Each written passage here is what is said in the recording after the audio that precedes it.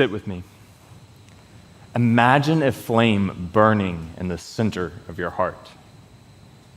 And with every inhale, imagine this light getting brighter. And as you exhale, you send light out. And if you want, I'll even invite you to close your eyes. And if you all close your eyes, no one will see how nervous I am up here. Breathe.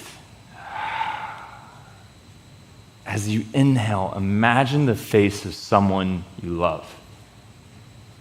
As you exhale, send them light. And as you inhale, imagine the face of someone you're struggling to love. And as you exhale, send them light. Finally, imagine you at the center of this light. And as you inhale all their light, all your light into you, exhale. Let go of the light. Let go of you. I call that meditation, sit with me, the light of compassion. And the first time I practiced it, I lit a candle as my guide. And as I closed my eyes and inhaled, I smelled smoke. And as I opened my eyes and exhaled, my trash can was on fire. I had thrown the match in the trash, and suddenly my meditation looked more like a fire drill. I ran to grab the can, burned my hand, stormed to the door, and tossed the flaming can and trash out into the yard and stood there, pissed at the world in my boxers. And as I trudged back in the house, I cursed my therapist, Mimi, the one who prescribed that meditation to help with my sleep, and I sat wide awake next to this candle. And as the smoke settled, so did my thoughts and frustrations, until all that remained in this dark room was a flickering light and me. And I sat there thinking, that's a good metaphor. You see, maybe like you, I sometimes feel the world around me is on fire. And maybe like you, sometimes trying to put out that fire only burns my hands. And maybe like you, when the smoke settles, I realize all that starts with me. And yet, when I open my eyes to the world around me, I'm reminded, in just the 40 seconds that meditation took us, someone dies by suicide. Mental illness takes their light. I direct a mental health nonprofit for a living because I know what it feels like to not want to live. I know what it feels like to be in the dark without a light. It's one of the ways Greeks referred to suicide, to leave the light, and I almost did.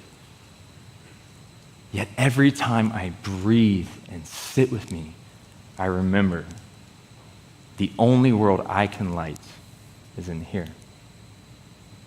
Me. And as one of my favorite teachers, St. Francis, reminds me, perhaps darkness is just an unlit wick. Tonight I want to light a wick for us to sit with, to shine a light on mental illness by asking questions. Now let's start with me. Now I know what you're probably asking yourself. What does this dude in ripped up Vans who probably doesn't own a hairbrush know about mental illness? Truth is, I'd be asking the same thing, and truly I don't know much. I just know I love to ask questions, and that's where this started. You see, I entered college with more light than I knew how to shine. I enrolled in honors, had a 4.0, was volunteering club sports. I was on the path to becoming a doctor until sophomore year.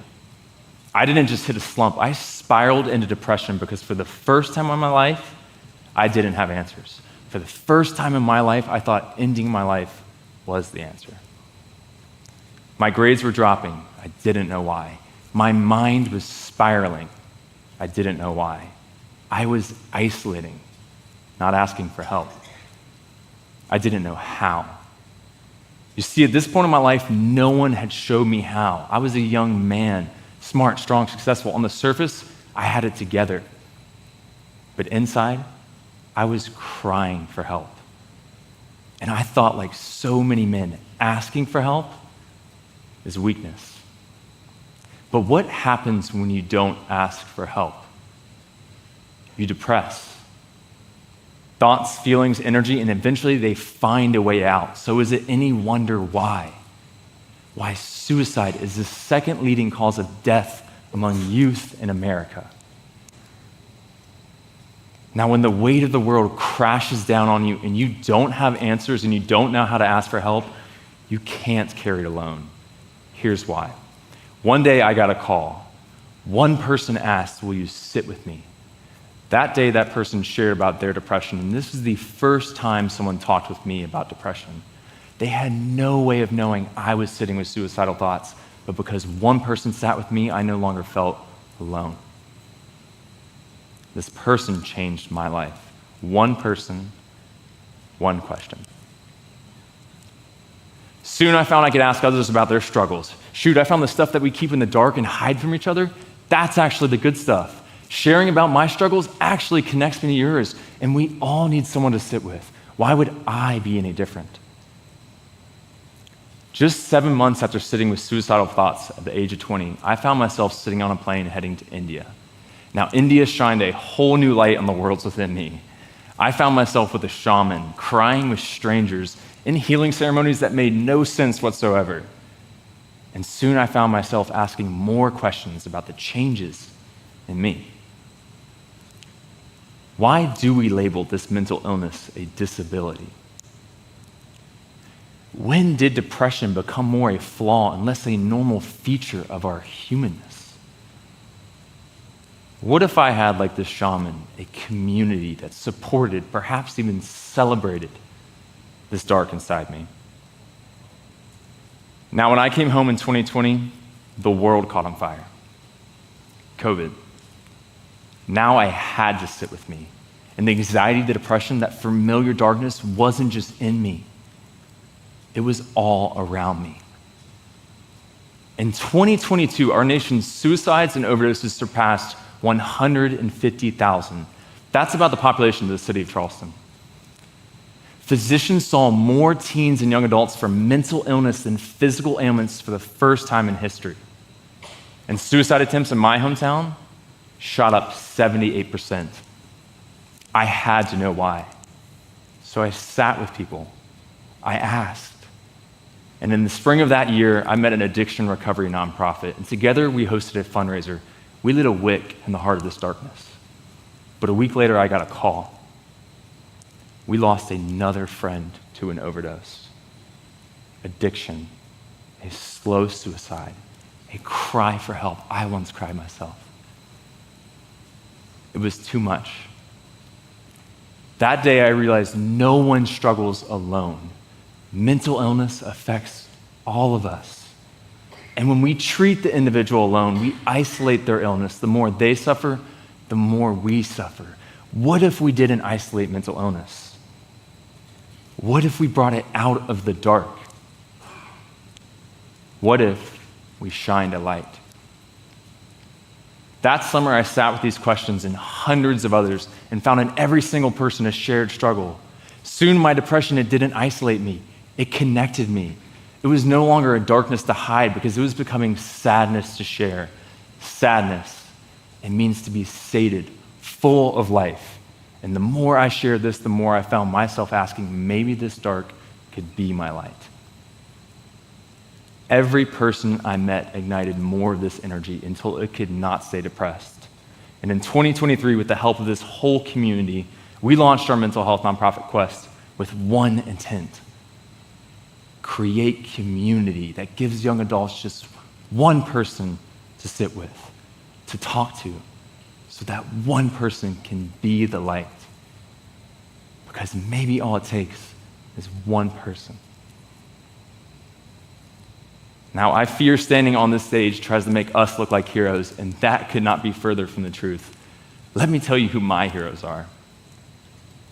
That one person that sat with me that day, that person who is not afraid of my dark, that person is my mom. And that day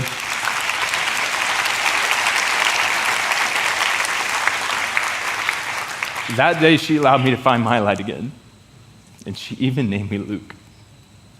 It means light. Mom, thank you. And Dad, thank you for not naming me Simon.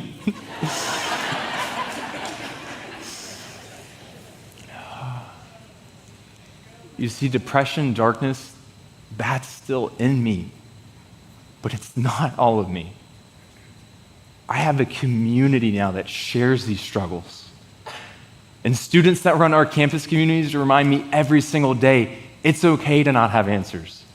It's even better to ask for help, because when you ask for help, you don't just help yourself. You become a light for others. As a student, Audrey once told me, sharing about my struggles didn't answer the questions, but it shined a light on how I was holding them. I asked us to sit with the questions tonight because questions can shine a light. Can we create a world where no young person has to struggle alone? Can we create a world that celebrates these struggles? Can we create a world where I don't have to give this talk? All I needed when I was suicidal was for one person to sit with me. It's no different today. Today, we're just building this community together, and together we struggle with, and this is our greatest strength, compassion to struggle with. So I will leave you with just one question.